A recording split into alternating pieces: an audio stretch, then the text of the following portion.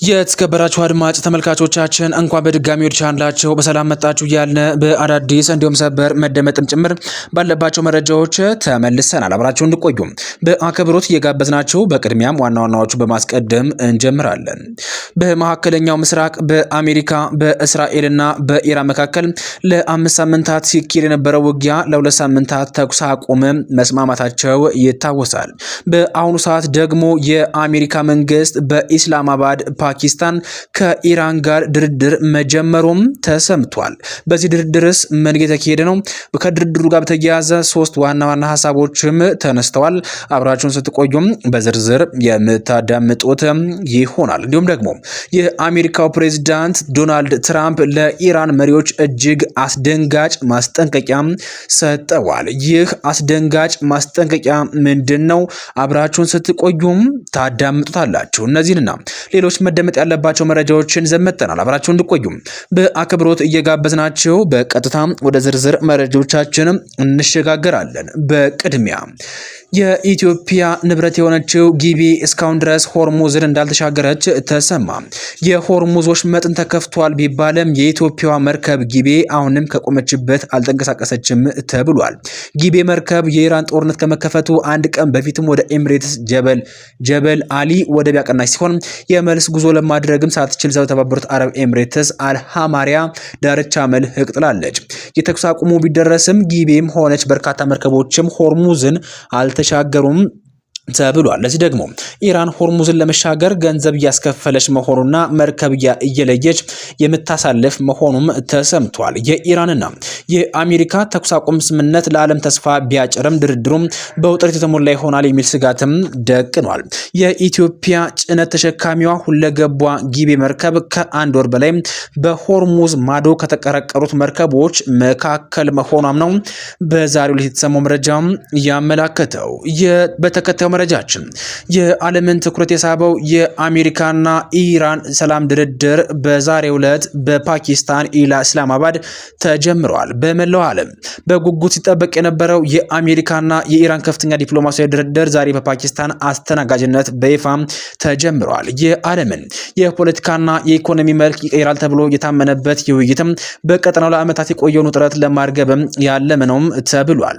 በዚህም የሀያላኑ ተወካይ የሆኑትና በፓኪስታን ጠቅላይ ሚኒስትር ሼህባዝ ሻሪፊ አደራዳሪነት በተጀመረው በዚሁ መድረክ ላይ የአሜሪካው ምክትል ፕሬዝዳንት ጄዲ ቫንስ እና ጃሬድ ኩሽነር ከኢራን የፓርላማ አፈ ጉባኤ መሐመድ ባገር ጋሊባፍና የውጭ ጉዳይ ሚኒስትር አባስ አራክች ጋር ፊት ለፊት ተቀምጠዋል።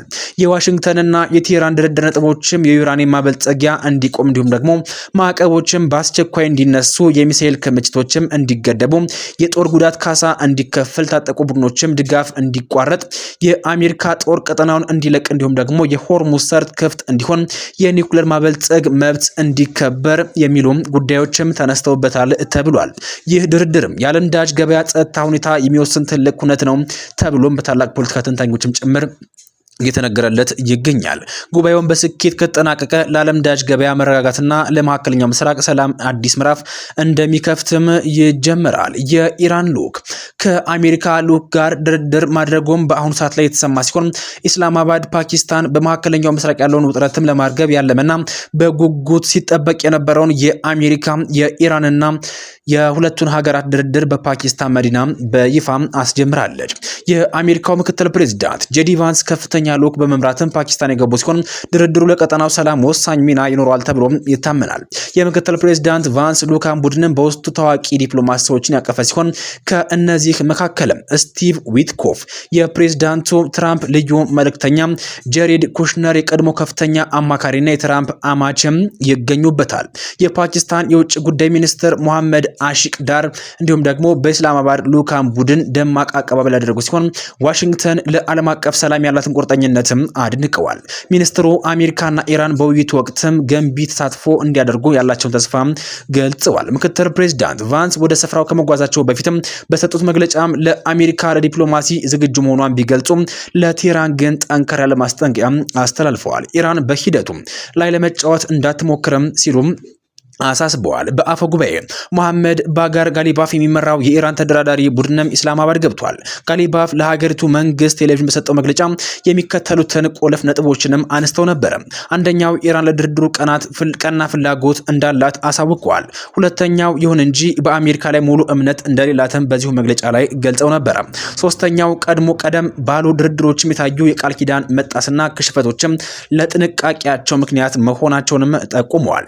ፓኪስታን በሁለቱ ሀገራት መካከል ያለውን ልዩነት ለማጥበብና ለግጭቱ ዘላቂ መፍትሄ እንዲገኝ ለማመቻቸትም ፍላጎት እንዳላትን በድጋሚ አረጋግጣ በአሁኑ ሰዓት ላይ ይህንን ድርድር በይፋ አስጀምራለች። በአሁኑ ሰዓት ላይ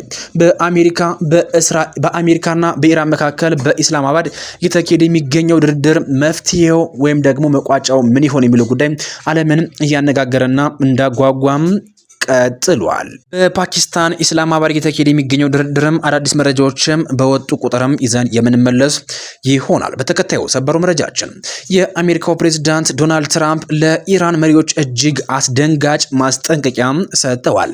ኢራን በእጇ የቀራት ምንም አይነት ካርድ የለም ሲሉም ዶናልድ ትራምፕ ተናግረዋል። በአሁኑ ሰዓት ላይ በህይወት ያሉት ብቸኛው ምክንያትም ለድርድር ብቻ ፈቃደኛ በመሆናቸው ነው ሲሉም ዶናልድ ትራምፕ ተናግረዋል። በአሜሪካና በኢራን መካከል ያለው ውጥረት እጅግ አደገኛ ደረጃ በደረሰበት በአሁኑ ሰዓት ላይ አዲስ መግለጫ ወጥቷል። ፕሬዝዳንት ትራምፕ በይፋዊ የማህበራዊ ትስስር ገጻቸው ባሰፈሩት መልእክት የኢራን መንግስት በዓለም አቀፍ ደረጃ ያለውን ተሰሚነትና ወታደራዊ አማራጮችን ሙሉ በሙሉ ማለቃቸውንም ገልጸዋል።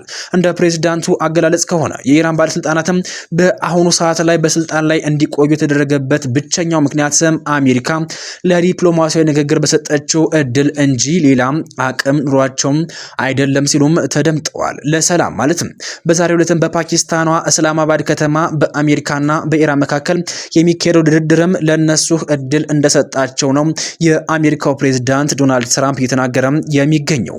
ፕሬዝዳንቱ አክለውም ኢራን በዓለም አቀፍ የውሃ መስመሮች ላይ የምታደርገውን አጭር ጊዜ የማስፈራራት ድርጊትም ውጪ ምንም አይነት ድርድር አቅም እንደሌላትም ተናግረዋል። ይህ ማስጠንቀቂያ የወጣውም የአሜሪካ ጦር መርከቦች ዘመናዊ ጦር መሳሪያቸውን ጭነው ወደ ቀጠናው ያቀኑ ባሉበትና በሁለቱ ሀገራት መካከልም ለታቀደው ድርድር በተቆጠረበትና እየተካሄደም ባለበት ሰዓት ላይ ነው። የኢራን መሪዎችም አንድ ሊገነዘቡት የሚገባ ሀቅ ቢኖርም ጊዜው ማለቁን ነው ሲሉም ትራምፕ ተናግረዋል። አሁን ላይ ያላቸው ብቸኛ ምርጫ ድርድር ማድረግና እኛ በምናቀርበው ሀሳብ መስማማት ብቻ ነው ብለዋል ፕሬዝዳንት ትራምፕ። ይህ ድፍረት የተሞላበት ንግግርም በመካከለኛው ምስራቅ ያለውን ኃይል ሚዛን በእጅጉ ሊቀይረው እንደሚችልም የፖለቲካ ተንታኞችም የገለጹም ይገኛሉ።